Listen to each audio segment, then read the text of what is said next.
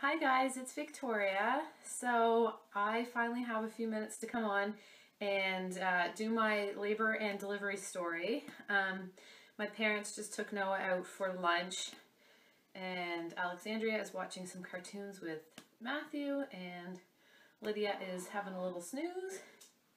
So yeah, okay, I will try to make this as succinct as possible, but I do tend to get a little bit long-winded, so I guess I'll just pick up where I left off in my last update. So my last update was 39 weeks, and I recorded just a quick update in the car after I left my OB appointment.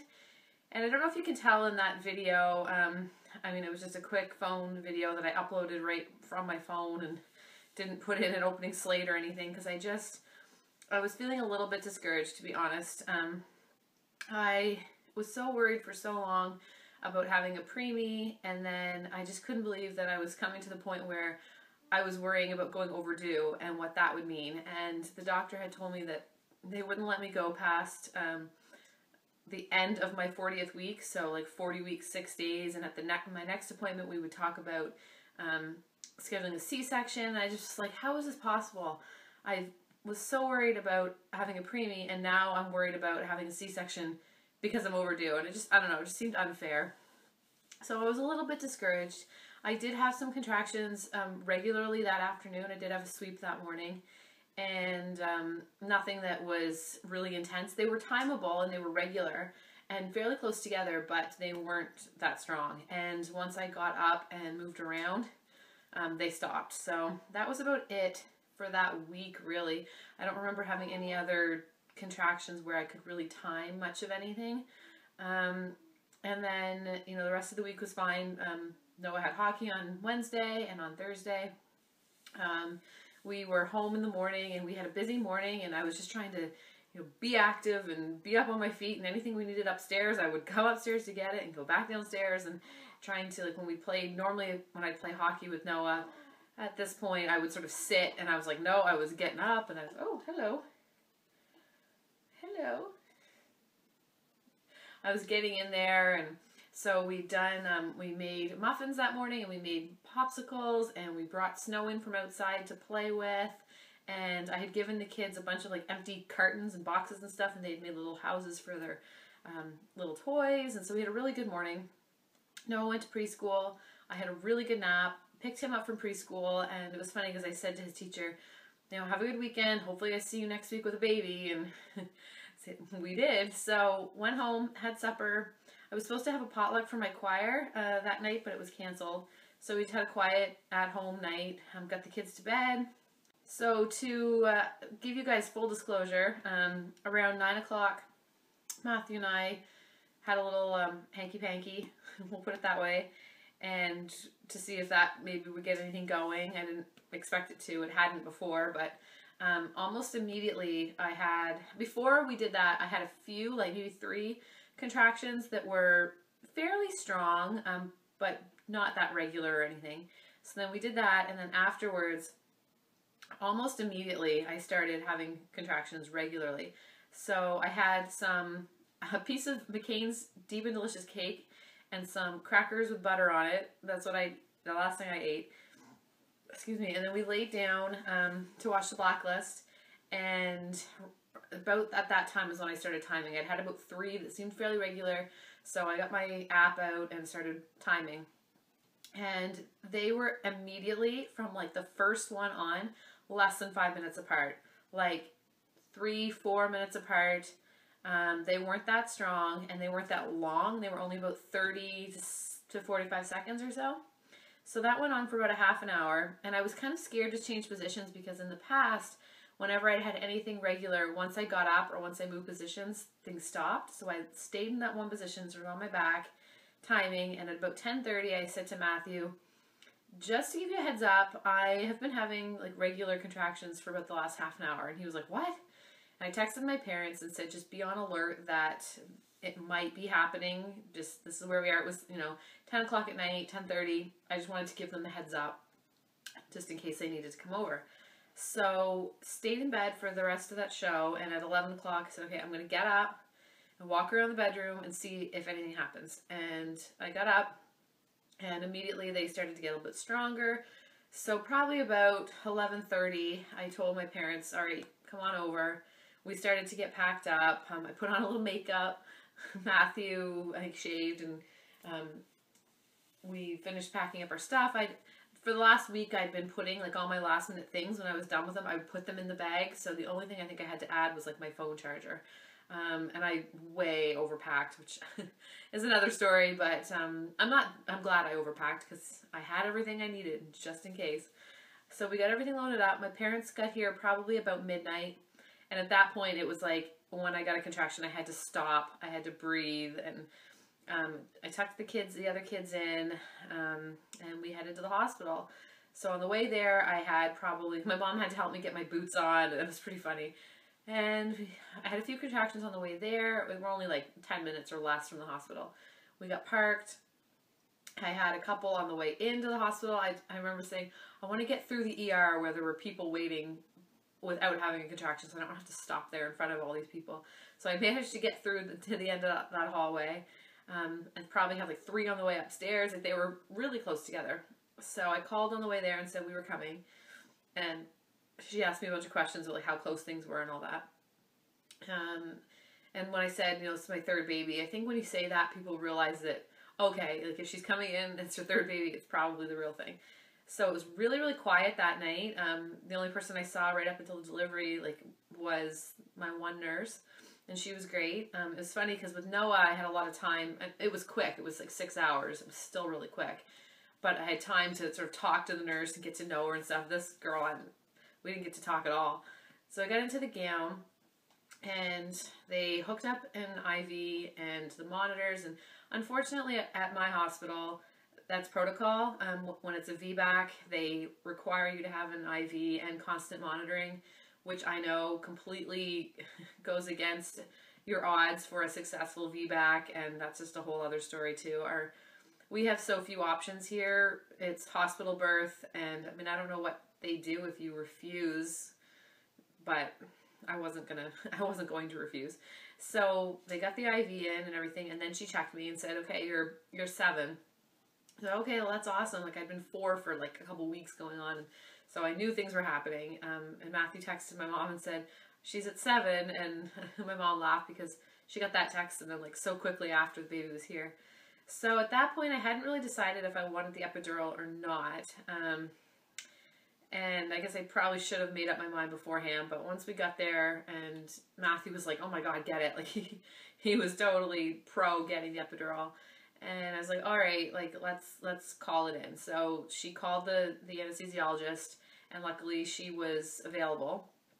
So she came pretty quickly. I can't remember really what happened in between, but I guess it was just pretty regular contractions. And she got there, and she had really good notes from my last epidural with my son. With him, I didn't get it until I was like ready to push, and the doctor wanted me to have the epidural because there were some uncertainties with my uterus condition. I'll post a video about that below. It's a whole other story too. So she came in and she said, I noticed that last time that you had a lot of trouble sitting still through the contractions and the pressure to push, so we'll see what happens this time. And I sat up and I said, well, I'm already better because last time I remember it was really, really hard to sit up because I think that the baby was right there. So I sat up, she got the like drape on my back, and I had a contraction, and it was the weirdest feeling. When the nurse had checked me, she said like my membranes were, what's the word? Bulging, I guess. So when I sat up, the first contraction I had, I felt this like pressure and like a balloon and then a pop, and my water broke all over the place, all over myself, all over my feet. And at this point, things got a little crazy. My water broke. Instantly, I was like pushing. I was like, I remember just freaking out saying, I'm pushing, like you're trying not to. But so that contraction stopped. She tried, she's like, okay, you're gonna have to sit still if you want this. And she tried for like a second, and another contraction came, and the nurse said, okay, we better lay you down and see what's going on. So she laid me down. She checked me. She said, okay, you're 8. I had a contraction. She checked me. She goes, yeah, you're full. Like, you're fully dilated. So, sat up, water broke, fully dilated, pushing. And at this point, a video would have been hilarious. Like, I was pretty much losing it. And I think it was just so quick.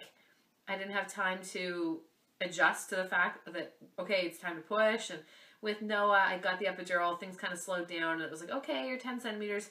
Let's try a push. And then a push. And then it was like calm. And then, okay, have another push. And that went on for like an hour before things really picked up and he was born. This time it was like, it was just so quick. My body was pushing and I just wasn't really in control. And I was definitely very vocal. Through the contractions earlier, I was like, doing like the low moaning and stuff like that. At this point, it was full on screaming. And oh, Matthew makes fun of me. He said I was like shaking my head saying, no, I can't do it. I can't do it. And the nurse kind of spoke to me like sternly and said, okay, calm down, take control, and, hold your breath, put your chin down, hold your legs and push. And I think her doing that sort of snapped me out of this, like, I was like panicking and freaking out, and this kind of brought me back to, okay, I have to take control of this. And, you can feel the difference between when you're effectively pushing and when you're not. And it actually, once I started to push properly, it felt, I wouldn't say good, but there's a bit of a relief there. And then, of course, once the baby starts to come out, there's that wonderful burning ring of fire, which was horrible, but it was really quick. And she was born and they put her right on my chest and it was incredible. And at that point I was just like sobbing and holding her, and it was amazing. So, all in all, contractions started at about 10 o'clock, got to the hospital just after midnight, and she was born at 1:24 a.m. So I was at the hospital for about an hour and a half, maybe a little less. They tried to do the epidural just before 1, and so from my water breaking to her being born was like maybe 20 minutes. So yeah, it was really quick. No pain medication at all, not even, like, they didn't even get the fentanyl. When we realized we weren't going to be able to do the epidural, she's like, I'll get you some fentanyl for your IV. And I remember asking her, like, a couple minutes later, like, can we get that? And she's like, a couple more contractions, this baby's going to be here. So we didn't even bother. The poor nurse, I scratched one of the nurses, and the other nurse, I remember, like, I had my eyes closed this whole time, reaching up and just grabbing whatever I could grab. And I kind of grabbed her by the shoulder, and I, like, had her hair under my hand. And in the back of my mind, I was thinking, like, I'm pulling this nurse's hair, but, you can't, like, my conscious mind didn't realize that I needed to stop, but I just grabbed on. Matthew, the same as with Noah, he spent most of the time in the chair up by my head. It's funny, he just does not deal well with watching the delivery. The nurse told him to sit down and maybe have some juice because he was looking a little bit gray, which is exactly what they said to him last time. And it's so funny because he's, he hunts and he does a lot of, like, gross stuff like that, but when it comes to, I think he gets really nervous. And so he was, a good coach, but from up here, he wasn't really down in the fray of things, which I'm okay with. So, yeah, we did immediate skin to skin. Matthew cut the cord. They weighed her. She was 8'2" when she was born and 21 inches, which is 2 pounds heavier than Noah, and like 3 pounds, 3 pounds heavier than Alexandria. So by far my biggest. And we tried nursing. I had a small tear, so they stitched that up. And then when they were after they delivered the placenta, I guess I had a clot, so they had to, like, help me get that out. So they did give me some gas for that. I don't know if it really did anything. It made me feel really woozy after for a few minutes. And then quickly, once they got her wrapped up, Matthew took her for a bit. I went and got showered, and then they moved us over to the maternity floor. Unfortunately, I didn't get a private room. I shared a room for that night. I mean, it was like 3 o'clock in the morning by the time we got in there. So I just felt bad for the poor girl who was, like, trying to sleep, and they're moving me in and doing checks. And she was discharged the next day, but not until, like, that night, like, after supper. So that's kind of a pain because you're trying to, like, call people, and, like, my parents brought the kids up to meet her. So we ended up going across the hall. There's, like, a little family room. and spending some time in there. So yeah, I was in the hospital for just like the rest of that night and then the Saturday night, and we came home. No, am I right? No, we stayed the rest of Friday and stayed Friday night and came home on Saturday in the afternoon. I don't know if it was because it was my third baby or they were really busy or what the deal was, but I was left alone the entire time. Like, they barely came and like check to check anything after the first, like they do your like temperature and stuff like that for the first few hours. After that, we were on our own. So I was like, we might as well just go home.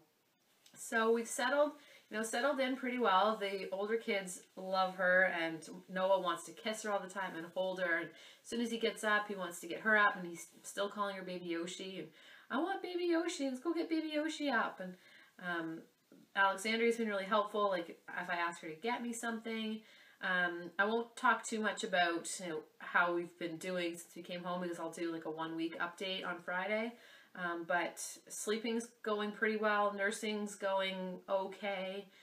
Hit or miss. Some feeds are great and some are more challenging. My milk came in Saturday night, so like really quickly. So that was good, because it's such a pain when they're sucking and trying to eat. There's not much there. So she is absolutely beautiful. And trying to enjoy all these little snuggles, and since she'll probably be our last one. So that is the story, I guess, of my delivery of Lydia. And yeah, her name's Lydia Bell, if anybody didn't catch that. We've been to the mother-baby clinic a couple times to have her weighed and to have her jaundice levels checked. They've been a little bit high, but that's normal. So we've been trying to get her as much sun as we can. It's been freezing cold. So it's been like we haven't been able to get out or anything, but I'm trying to get her just some sunlight in the window and everything like that.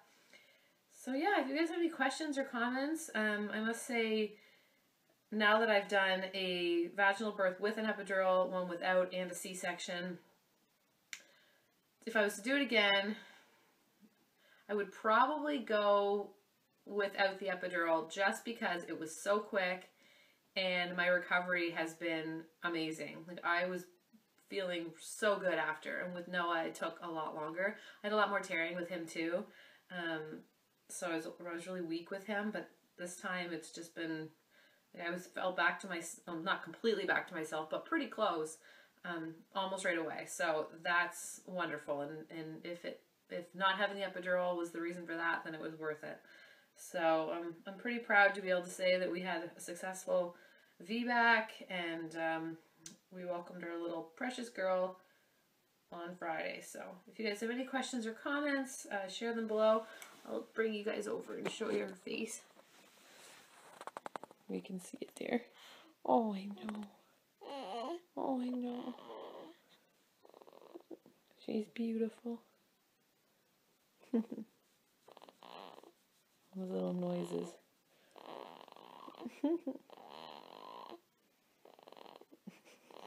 Is that a snore? Alright guys, thanks for watching, and I will try and get on Friday and do a 1 week update for her and a 1 week update for me. So thanks for watching. We'll see you in our next video. Bye.